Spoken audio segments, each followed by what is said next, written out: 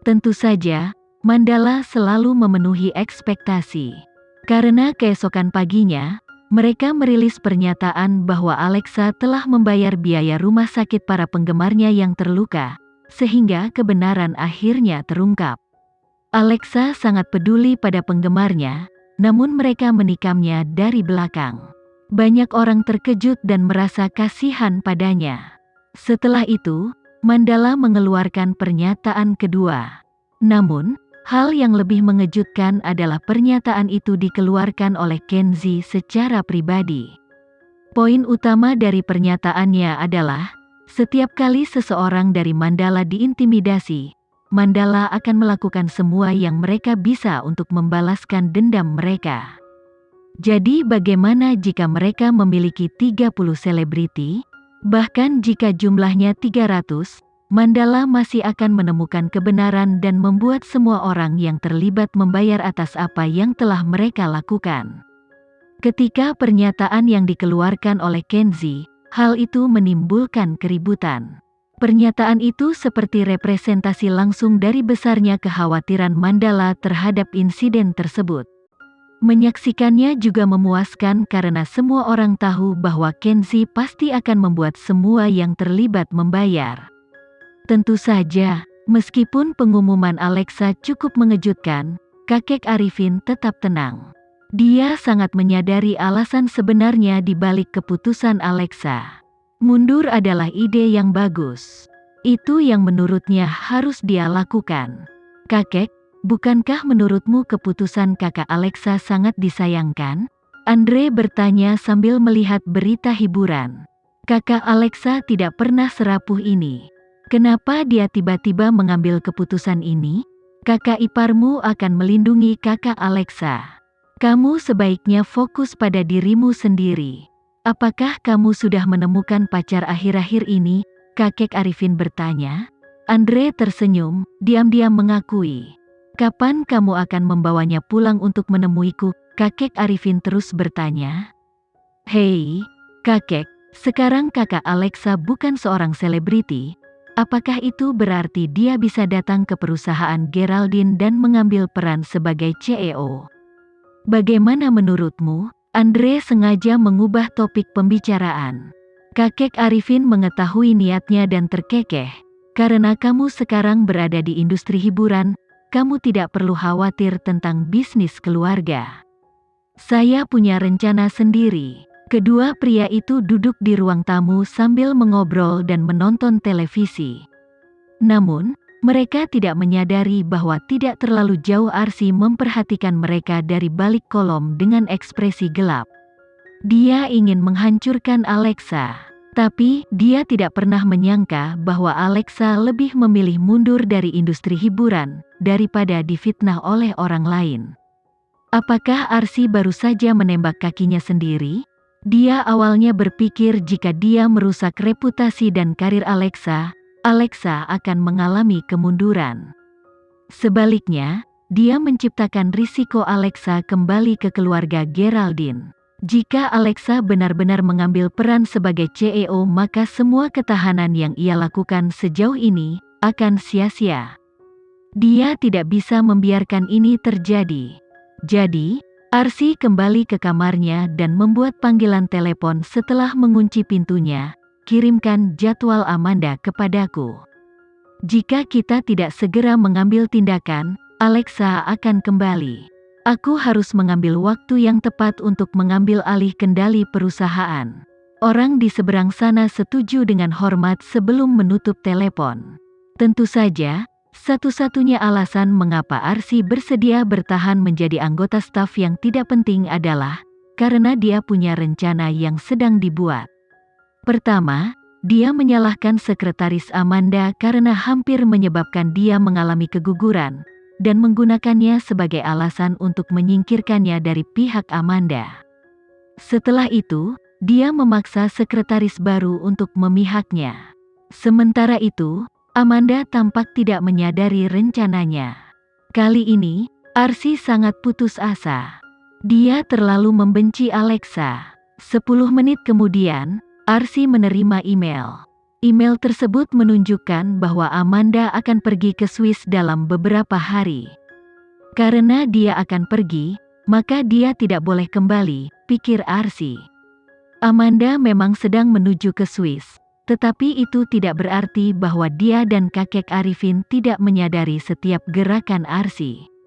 Mereka bahkan tahu bahwa sekretaris Amanda saat ini mengkhianati mereka. Tidak butuh waktu lama sebelum Amanda diberitahu oleh salah satu orang kepercayaan perusahaannya, bahwa sekretarisnya dan Arsi mungkin merencanakan sesuatu dan dia harus berhati-hati.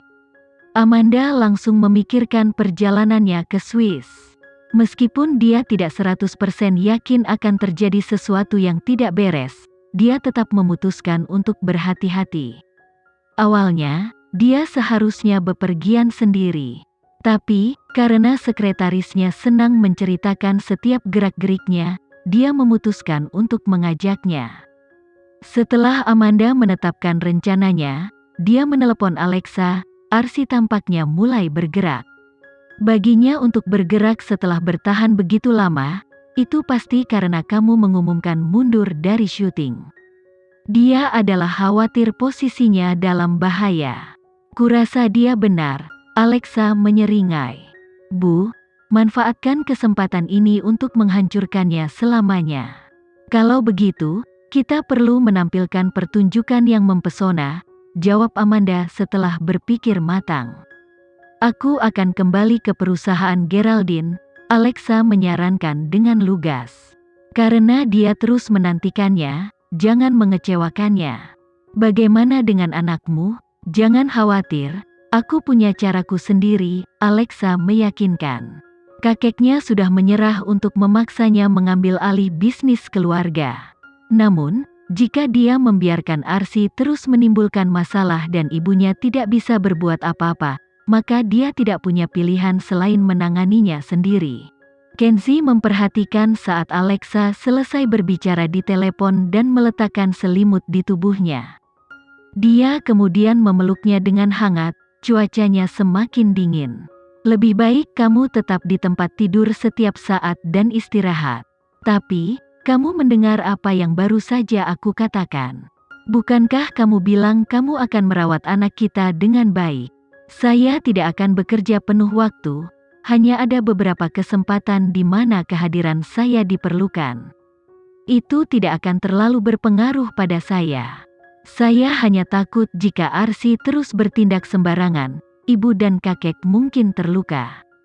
Kenzie sedikit tercengang. Setelah beberapa saat, dia menjawab, kamu pasti sudah mendengar percakapanku dengan Gilang. Orang yang membayar orang untuk memfitnahmu adalah Arsi. Dia pasti diam-diam mengumpulkan orang dan menjalin hubungan selama beberapa waktu. Itu karena aku tahu dia mulai bertindak kejam, sehingga aku harus menghancurkannya sebelum dia menjadi lebih buruk. Sebelumnya aku tidak punya cukup waktu, tapi sekarang aku bisa menjagamu dan anak kita serta membantu ibu. Jangan melelahkan dirimu sendiri.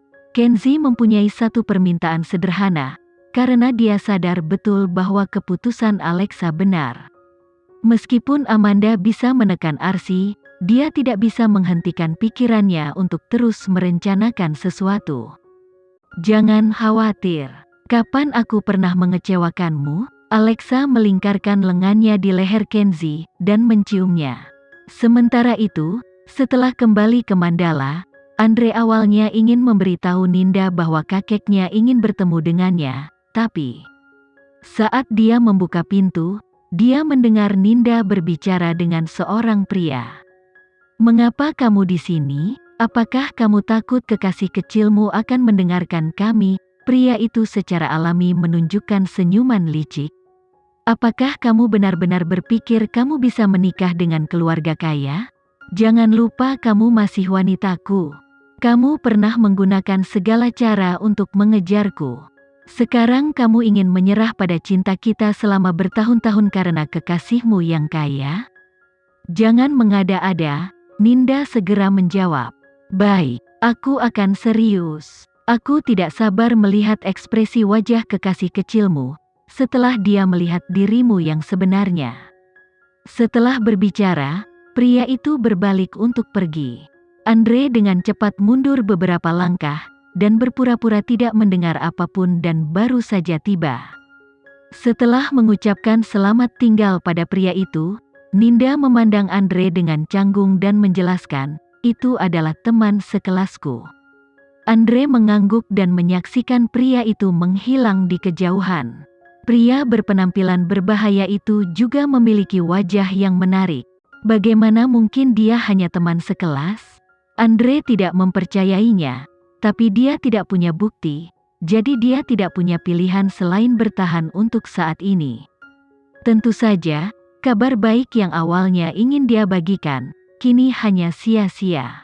Sekian dulu ya video kali ini, kita lanjutkan lagi videonya di lain waktu. Oh iya, bagaimana menurut kalian? Semoga bisa sedikit menghibur kalian semua. Untuk teman-teman yang baru nonton, jangan lupa subscribe ya, hehehe. Dan kalau teman-teman ada yang ingin gabung langganan, bisa langsung gabung saja untuk dapat fitur yang menarik dan sedikit membantu Mimin. Terima kasih banyak sudah menonton, sampai jumpa lagi, bye.